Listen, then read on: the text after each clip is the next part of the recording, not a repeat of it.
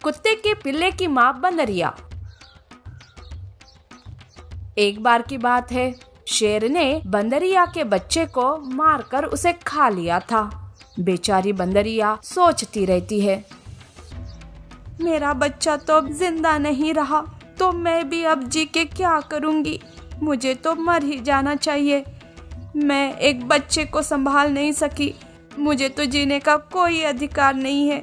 ऐसा सोचकर वो खुदकुशी करने जंगल के नदी पर जाती है। वो अब पानी में कूदने ही वाली थी कि तभी उसे किसी के रोने की आवाज आती है। वो इधर उधर देखती है तो उसे नदी के पास एक छोटा सा कुत्ते का पिल्ला दिखाई देता है जो कि रो रहा था। बंदरिया उसके पास जाती है और कहती है, अरे बच्चे, तुम ऐसे क्यों रो रहे हो? और देखो तो तुम्हारी क्या हालत हो गई है। बेटा, तुम्हारी माँ कहाँ है? मेरी माँ को शेर ने खा लिया। मैं छोटा हूँ, मैं डर गया। मैंने मेरी माँ की कोई भी मदद नहीं की। वहाँ से भागकर मैं यहाँ चुप कर बैठा। मेरी वजह से मेरी माँ मर गई। मुझे उसकी बहुत याद आ रही है। बच्चा रोने लगता है। तब बंदरिया कहती है, बेटा, इसमें तुम्हारी कोई गलती नहीं है। वो शेर बहुत ही खूंखार है। उसे किसी पर भी दया नहीं आती। उसने तो मेरे भी छोटे बच्चे को मार दिया। बंदरिया रोने लगती है। तब कुत्ते का बच्चा बंदरिया के आंसू पोंछते हुए कहता है, क्या आपके भी बच्चों को उस शेर ने मार डाला? मैं बड़ा होकर उस शेर को मार डालूंगा। आप चिंता मत करो। क्या मैं आपको माँ कह सकता हूँ? हाँ मेरे बेटे, मेरा भी इस दुनिया में कोई नहीं है। अब तो तू ही मेरा बेटा और तू ही मेरी दुनिया। बंदरिया कुत्ते के बच्चे को अपने घर ले आती है। कुत्ते का बच्चा बहुत ही थका हुआ और भूखा था। तब बंदरिया उसे अपना दूध पिलाती है। उसका वो अच्छे से ख्याल रखने लगती है। कुत्ता भी बंदर को ही अपनी माँ समझकर उसके साथ साथ रहने लगता है। बंदरिया कुत्ते को लेकर भालू के पास जाती है और कहती है, भालू भाई, ये मेरा बच्चा है।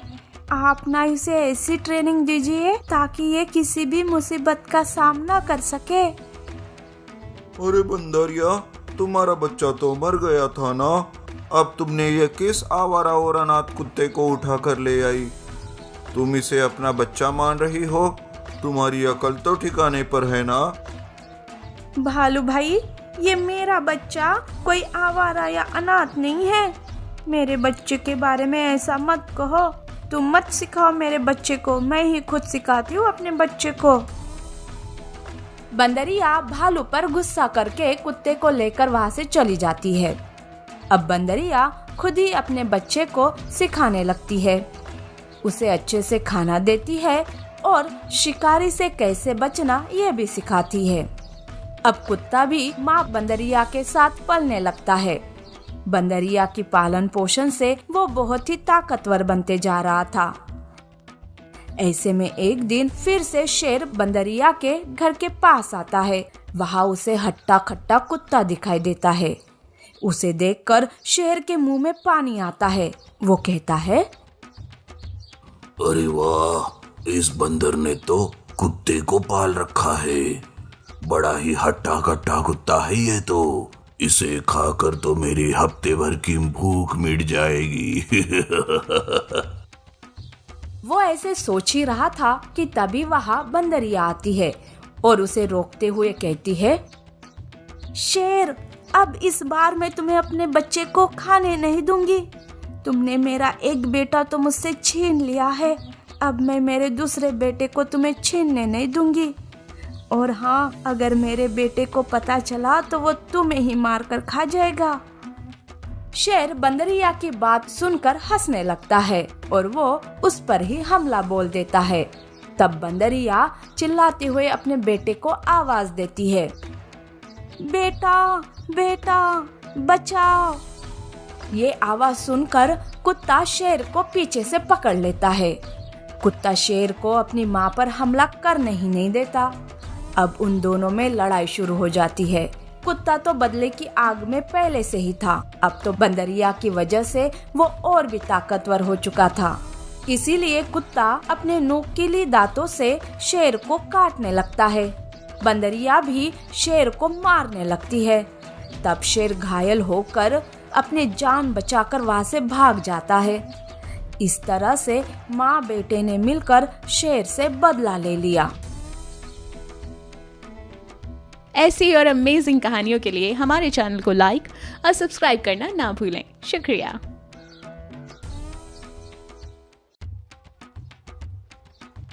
हाथी का जाल। बहुत समय पहले की बात है। सुंदरवन में बहुत सारे हाथी रहते थे।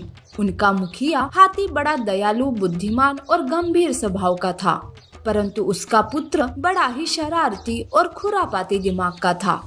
किसी का दर्द क्या होता है वो जानता ही नहीं था। उसे अपनी शक्ति पर बड़ा घमंड था। वो जंगल में दूर दूर तक आवारा घूमता और जंगल के पशु पक्षियों को नुकसान पहुंचाता था। एक बार वो घूमते घूमते जंगल से बाहर निकल आया। चारों ओर मैदान ही मैदान था। दोपहर तप रही थी। गर्मी और प्यास के कारण उसका बुरा हाल था। दूर दूर तक उसे कोई ऐसा पेड़ नजर नहीं आ रहा था जिसकी शीतल छाया में बैठकर आराम कर सके। भूख, प्यास और गर्मी के कारण उसे बहुत कमजोरी महसूस हो रही थी। उसी रास्ते से एक बंदरिया इधर उधर घूम रही थी। उसकी नजर बेचैन हाथी पर पड़ी। बंदरिया बड़ी दयालु और परोपकारी थी। वो हाथी के पास आकर बोली, गजराज, लगता है आप रास्ता भटक गए। हाँ, तुमने बिल्कुल सही अनुमान लगाया। मैं रास्ता भटक गया हूँ। जंगल भी दूर है। अब वापस लौटने की शक्ति भी मुझ में नहीं है। गर्मी मुझसे सहन भी नहीं हो रही है। क्या तुम मेरी कुछ सहायता कर सकती हो? हाथी ने बंदर से करहाते हुए कहा, हाँ, मैं तुम्हारी सहायता कर सकती हूँ। यहाँ से थोड़ी ही दूर एक सुंदर सा जंगल है। उसमें तरह तरह के फल फूलों के पेड़ है। उसके पीछे निर्मल जल से भरा एक सरोवर है। वहाँ विश्राम करके तुम्हारी थकान मिट जाएगी। थोड़े से फल और शीतल जल तुम्हारे अंदर स्फूर्ति भर देंगे। ऐसा बंदरिया ने कहा। हाथी बंदर को अपने ऊपर बिठाकर जंगल के ओर चल पड़े। उसने हाथी से कहा, गजराज, यही वो जंगल है। यहाँ तुम्हारी सुविधा की सारी चीजें उपलब्ध है। तुम हमारे मेहमान हो। सरोवर का मीठा पानी पीकर प्यास बुझा लो। इस पीपल के वृक्ष पर मेरा घर है। मेरे छोटे छोटे बच्चे हैं। मेरी राह देख रहे होंगे। अब मैं चलती हूँ। ऐसा कहकर बंदरिया घर की ओर चली गई। हाथी प्यासा था। वो झील की तरफ चल पड़ा। उसने सरोवर का पानी पिया और पीपल के पेड़ के नीचे आकर सो गया। अगले दिन बंदरिया अपने बच्चों के लिए खाना लाने गई थी। चलते समय उसने देखा कि थका हारा हाथी पीपल के पेड़ के नीचे बेसुध सो रहा है। जब वो फल लेकर पीपल के पेड़ के पास आई तो आसपास का दृश्य देखकर घबरा गई। उसे लगा जैसे कोई भयानक तूफान आया और सब कुछ तहस नहस करके चला गया। आसपास की झाड़ियाँ रोंदी हुई थी। बंदरिया को देखकर सारे पक्षी इकट्ठा हो गए। उन्होंने बताया कि ये सब उस हाथी ने किया है जिसे तुम साथ लेकर आई थी। बंदरिया को दुख हो रहा था कि उसने ऐसे दुष्ट की सहायता की। बंदरिया ने गुस्से से भरकर कहा, ऐसे दुष्ट को तो सजा मिलनी ही चाहिए। पक्षियों ने भी एक स्वर में कहा, हाँ, हम क्या कर सकते हैं। हम तो बहुत छोटे हैं। वो बहुत बड़ा शक्तिशाली है। तुम चिंता न करो, मैं आती हूँ। ऐसा कहकर बंदरिया वहाँ से चली गई। बंदरिया सीधे शेरों की जगह पर चली गई। उस समय राजा शेर अपने कक्ष में आराम कर रहा था। बंदरिया ने शेर के गुफा में प्रवेश किया। वो हाँप रही थी और रोते रोते हुए बंदरिया बोली, राजा शेर जी, मुझे क्षमा कर दीजिए। मुझसे भयंकर भूल हो गई। मैंने एक भूखे प्यासे और गर्मी से झुलसते हुए राह भटके हुए हाथी को अपने जंगल में आसरा दिया। जब झील का जल पीकर उसकी प्यास शांत हो गई और वृक्षों की ठंडी छाया मिल गई तो वो उद्दंडता पर उतर आया। उसने भरे पूरे जंगल को तहस नहस करके रख दिया। छोटे वृक्षों, लताओं और झाड़ियों को उखाड़कर फेंक दिया। चिड़ियों के अंडे, बच्चे नष्ट कर दिए। शेर ने बंदरिया की बात सुनकर शांत स्वर में कहा, बंदर रानी, इसमें तुम्हारा कोई दोष नहीं है। तुमने तो हाथी पर दया करके उस पर उपकार किया था। किसी के माथे पर तो लिखा नहीं होता कि वो शरारती है या मक्कार है। दुष्ट जहाँ भी जाएगा दुष्टता ही फैलाएगा। लेकिन तुम चिंता ना करो, मैं उसे ऐसी सजा दूंगा कि वो भूल कर भी कभी किसी का बुरा नहीं करेगा। शेर ने सभी जानवरों को बैठक के लिए बुलाया और हाथी के बारे में सब कुछ समझाया कि उसने क्या किया है। इसलिए वो हाथी को दंडित करना चाहता है और उसे उसके लिए मदद चाहिए रहती है। जब वो 5-6 दिन भूखा प्यासा रहेगा उसकी अकल ठिकाने आ जाएगी। इसीलिए शेर हाथी को दंडित करना चाहता है। बंदरिया को भी शेर ने कुछ समझाया और कहा, देखो, उस हाथी को किसी युक्ति से बाग के सूखे कुएं में गिरा दो।